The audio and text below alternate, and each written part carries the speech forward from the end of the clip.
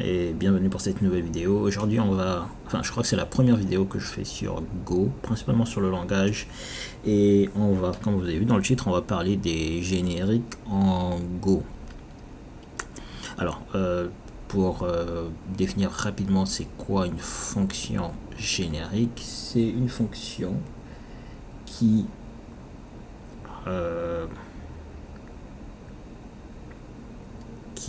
peut s'exécuter, qui s'exécute indépendamment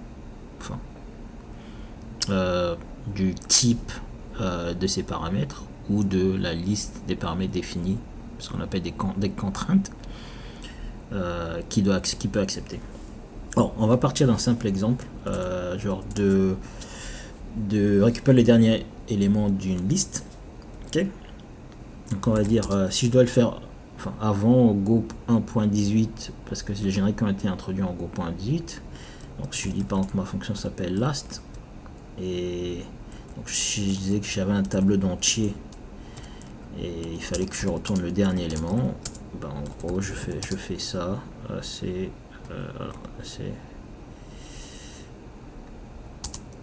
bon, j'appelle ça liste, donc on va dire on retourne quoi, liste de len de liste moins 1, donc l'élément au dernier index, et là on va faire println de last, ok, de notre tableau. Donc on va prendre 3 2 1 et puis je sais pas, 0.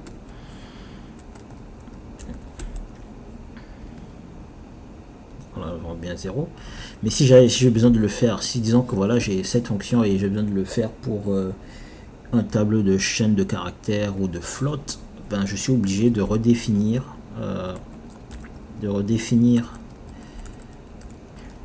je vais dire last s pour les strings par exemple. Je suis obligé de redéfinir la même fonction. Okay. Et là je vais prendre, je vais obligé de finir là, je vais dire, je sais pas, Josh, Yumi, je sais pas, Ardan par exemple. Je suis obligé de définir une autre fonction parce que ouais, ma faute, last s prend string. Je suis obligé de redéfinir une autre fonction juste parce que le type est différent. Ok. Donc avec l'introduction des génériques, on n'a plus besoin de dupliquer du code comme ça. Ce qu'on fait, c'est donc c'est Go 1.18, hein, donc ça remonte. Disons qu'il y a 2 releases sur Go par contre, enfin je sais plus, on va dire t any par exemple, et partout là on a du int, on va faire du t, et là pour l'exécution, par là c'est des strings, je vais dire c'est des strings, et là c'est des entiers. Okay. Et normalement je devrais avoir le bon résultat. Ouais. Ok, ça marche. On peut aussi définir des contraintes, ce qu'on appelle des contraintes. Donc pour les contraintes, si je définis une interface, on va dire C comme contrainte que je vais appeler interface, et je vais dire dans ma contrainte je prends les int, on peut faire des unions, des strings, ok, et je peux dire des floats 64. Ok. Donc là, si je dis float 64, ça va marcher, ça devrait fonctionner normalement. Ouais. Par contre, si je dis que je veux des int 64, je passe des int 64, pardon, ça marchera pas parce que c'est une contrainte en fait.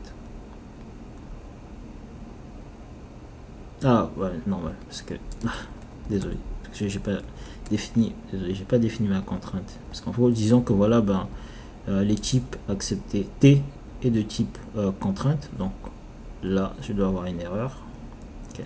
Parce que voilà, comme il dit, ben voilà, les int64 ne satisfait pas C, la contrainte C. Okay. Donc on peut jouer à des contraintes. On peut aussi jouer avec, comme ça s'appelle, des pour faire passer des alias de type, par exemple. Disons que voilà, disons que je définis un nouveau type ici qui est basé sur type myInt par exemple, qui est basé sur des entiers, et je dis que j'ai donc là je vais quoi, myInt, et pareil ici je dis myInt. Ok, ok, on va te dire myInt ne satisfait pas, pourtant c'est basé sur un entier. Si par contre j'aurais utilisé un alias, ça aurait fonctionné. Ça marche avec un alias. Ça c'est un alias. Ok. Peut-être je ferai une vidéo sur ça, les alias et les types underlying type. Ça c'est le type de base. Pourquoi? Alors pour accepter le type de base, il suffit de mettre une sorte de tilde ici. Et le type de base est accepté. Ok. Donc en gros, on peut utiliser des tildes pour dire, ben, en fait, c'est pour dire int et tous ses dérivés. Par défaut, Go a une liste de contraintes, enfin de types qui est déjà définie, qui est contrainte, genre bon, très souvent on va utiliser ordered qui est un peu tout, qui est un integer, float et string et ses dérivés. Dans float, vous avez tout ce qui est float 32 et float 64. Dans les integers, vous avez les signés et les non signés. Les signés, c'est les int widths, voilà. Les non signés, voilà, pareil, voilà. Donc en gros, on peut les utiliser. Pour les utiliser, il faut importer, c'est je crois golang.org xp constraint, et ensuite dire que donc là j'ai pas besoin de ça, de C, dire que ça sera constraint de order. Ok. Je crois que le myType ne marchera pas parce que dans order, ah si, parce qu'en fait il y a les dérivés, voilà. Donc en gros order c'est numérique, alphanumérique quoi. Donc ça c'est tout ce qui est alphanumérique. Ça vous pouvez les utiliser. Il y a aussi les comparables. Comparable c'est tout ce qui est tout type comparable. Mais ça je crois que c'est par défaut dans la ouais, comparable. Et dans les comparables on peut aussi définir normalement de les comparables en Go, enfin tout ce qui est comparable c'est tous les types de base plus les structures dont les types sont des types de base. Voilà, je crois. Donc en gros si je définis par exemple user, je dis que user, ma structure user a quoi, un id int et name string. Ok, et je peux faire et voilà, par exemple là je vais dire définir mon user, et je vais dire user c'est ok, donc je vais dire allez, je vais faire du non déclaratif. Donc là j'ai 3 et ok, ça devrait fonctionner aussi. Le last c'est hard done, ouais, on peut dire, ou je sais pas, je peux rajouter, je sais pas, dit on voit bien que le last ici c'est id, ok, dans le output. Donc voilà, c'est tout ce qui est comparable. Le truc aussi que l'on peut faire avec Go n'a pas que des fonctions génériques, on peut définir des types génériques. Okay. Donc on va un peu s'amuser avec les types génériques. Je préfère parce que on peut attacher des. Le truc c'est qu'en Go on peut pas attacher de fonctions génériques. On peut pas avoir de, comment on appelle ça, de receiver. En fait les receivers, si vous voulez, c'est des méthodes attachées à des fonctions mais qui sont génériques. On peut pas en avoir en fait. Donc l'astuce c'est plutôt de définir un type générique. On peut définir des types génériques ici en Go. Donc là je vais garder mon user parce que j'en aurai besoin. Donc là sur ma int, ça je peux supprimer, ça je peux supprimer. On va définir un type générique qui s'appelle collection, ok, dans laquelle on dit que qui prend de any et qui est une struct, et notre collection on va dire à, je sais pas, à un name, et des data qui sont une liste du type. Ok. Donc last, est-ce que j'ai besoin de last? Non, j'ai pas besoin de ça. Donc ça, dans notre collection, on peut dire que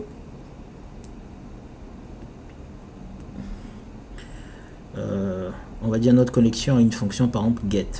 Ça, par exemple, c'est cool si vous voulez faire c'est pas vraiment des interfaces, mais des fonctions génériques pour récupérer je sais pas, vous êtes en train de construire un layer au-dessus d'une base de données et vous avez plus ou moins enfin, vous pouvez faire des trucs assez sympas en fait. Donc du coup là on va dire on va créer notre méthode receiver qui est donc ça sera quoi, on va dire c'est collection du type. Donc là on applique le type et je vais dire par exemple get, et get ce que je peux faire c'est dire ben voilà get prend une fonction qui s'appelle JF, non, comme get fonction, et la fonction elle prend quoi, T de T, et elle retourne bool, ok, et qui nous renvoie un T. Donc là dans cette c'est simple, hein. Alors ce qu'on va faire c'est qu'on va dire on va boucler pour dans range de ces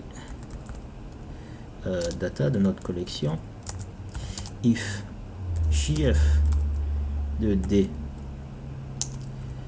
ben ce qu'on fait on va déclarer, ok, on va dire parce qu'on peut se couvrir, on va retourner R. Alors je déclare R parce que si jamais je trouve pas, je peux toujours envoyer une valeur nulle, ok, parce que donc ça ce qu'on appelle la zero value en fait, la valeur par défaut. Donc si on trouve D, on dit que R égale à D et on fait notre break, on sort de la boucle, ok. Donc là je vais définir, alors j'ai défini quoi, user, je vais définir type, je sais pas, task par exemple, qui est un peu la même structure que user, ok. Ouais, c'est une tâche, c'est un ID et un truc, et donc du coup je vais définir donc là c'est quoi, je vais dire ok, ça j'ai besoin de tout ça, ok, ok, donc là je vais dire var u qui est un type list user égale, et pour la tâche je vais appeler tt, et ici je vais dire tâche got,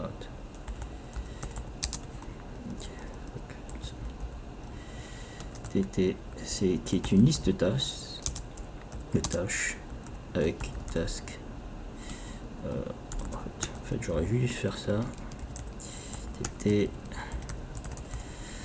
autre truc, donc là j'ai ça, et là j'ai task 1, task 2, task 3, et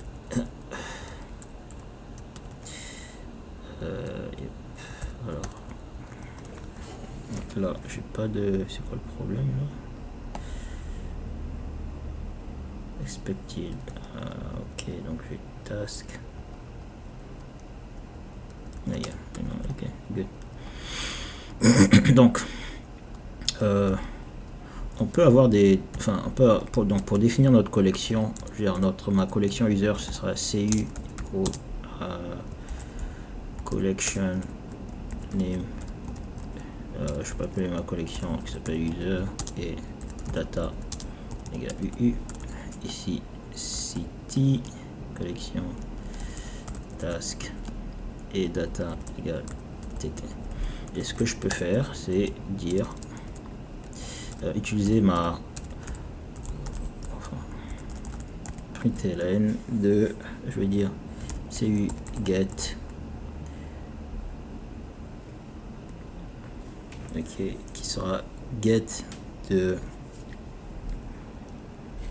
comment on dit déjà, donc ce sera un get. Par exemple, on veut récupérer, je sais pas, pour les heures, je vais prendre genre par exemple, donc vu que j'ai défini une fonction, donc je vais dire get, je vais dire func, on verra comment faire un truc un peu plus sexy, func de user, on va dire return u.id, on va récupérer par id égale à, allez, je vais dire de Yumi. Et là, par exemple, pour les tâches, je vais dire, on passe la tâche, et je vais dire, ok, got t. Allez, on peut passer le nom de la tâche, name. On va dire, par exemple, c'est on veut la tâche 5 qui n'existe pas. J'espère que j'ai pas fait d'erreur et qu'on n'aura pas de cannot use generic type any without instantiation. Oh oui, normal. Ouais, donc comme j'ai dit, j'ai oublié un truc, c'est de ici quand on crée notre collection, c'est par exemple là c'est une collection de user et là c'est une collection de tâches. To menu return value 40.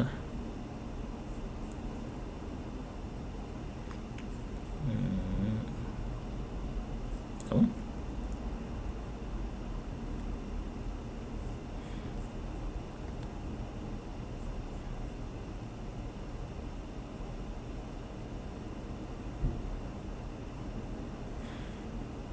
Cannot use to many return value. Cannot use func user value or type func user as func t user bool. Normal. Ouais, c'est juste dans les signatures. Ça, je comprends.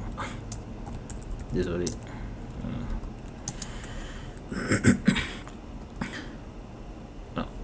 Voilà, donc quand on n'a pas la tâche 0, ben voilà, au moins tu as ta valeur par défaut. Et je peux dire je sais pas, tâche 4, on a 3 tâches, je sais pas, tâche 2 et la tâche 2, voilà, on voit bien que voilà, donc c'est une collection, mais parce qu'on a défini la collection, on peut faire des opérations similaires. Au lieu par exemple de passer une fonction ici, on peut dire que ce que l'on veut, on peut récupérer par id, donc on va dire id int, et on peut dire que ben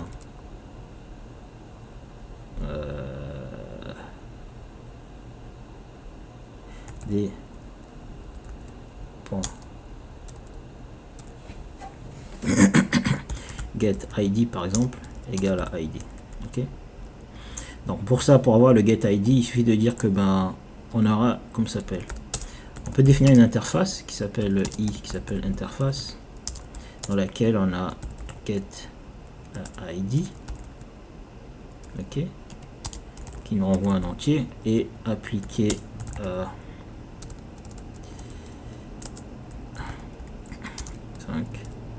donc là je n'aurai pas user get id int qui renvoie u de id. Et là je fais pareil pour les tâches et task get id ici id, et pour dire que dans ma collection, ben en fait je vais juste prendre tous les éléments qui implémentent cette interface. Dans mon interface c'est i, et donc là au lieu d'avoir tout ce qui est fonction, je vais juste dire donc l'id que je veux, c'est par exemple 2, c'est Yumi, et hop, et là l'id que je veux c'est 3, et normalement j'espère,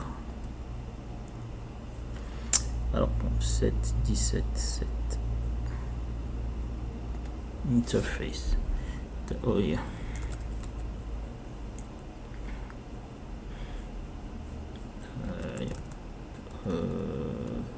Get ID.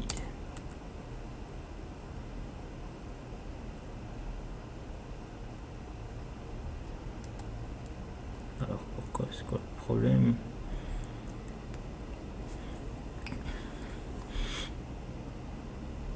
Println, c'est get ID. Ok. Alors je vois pas trop le problème. Oh oui, ouais, normal. God.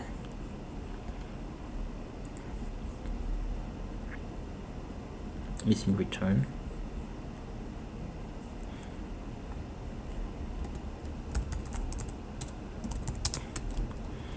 Hop. Voilà. Alors là normalement ça devrait valide get ID mismatch type func.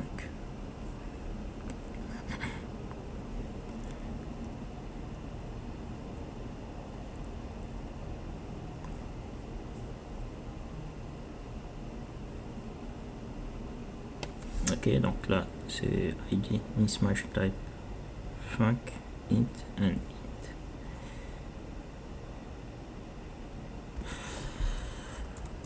Oh god. Ah voilà, ok. Ouais, alors quelques petites erreurs, voilà. Là je pense qu'on a un peu fait le tour. On a fait quoi? Les fonctions génériques, les types génériques avec des implémentations niveau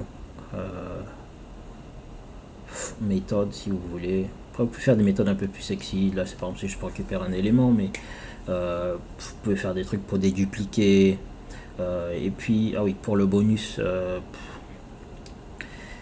vous pouvez aussi implémenter des opérateurs. Un truc assez très utilisé par les génériques, c'est par exemple une fonction ternary, un opérateur ternary par exemple. Vous pouvez faire ternary qui va prendre une condition bool, enfin, parce qu'en fait vu que c'est une fonction générique, donc c'est any, une condition bool, et il va récupérer xt ou yt et renvoyer t. Donc bon, c'est juste un if, hein, if count. Donc si la condition est réunie, on peut faire un return de x, sinon on fait un return de y, y, ok. Donc on pouvait faire un ternary de println. Donc je veux dire allez, je prends Josh égale, allez, je vais prendre 1 égale à, ici 1 égale à 1, je renvoie yes ou no en fait. Ok, alors pour ça j'ai pas fait, j'ai pas appelé la fonction, donc ternary de ma condition, on s'en fout, vu que c'est des strings que je veux, ben je veux des strings et je peux faire ça. Donc, si je prends mon ternary, default ternary, un opérateur ternaire. Voilà. Donc si par exemple je dis si c'est le cas, si c'est pas le cas, je fais voilà qu'en fait vous pouvez vraiment implémenter des trucs assez fun, assez utiles avec les génériques. Merci d'avoir suivi et je crois que dans les prochaines vidéos on fera peut-être une série sur comment implémenter des API REST en Go, peut-être une introduction aussi à Go plus HTMX et Tempo. Okay. Merci d'avoir suivi et on se revoit pour la prochaine vidéo.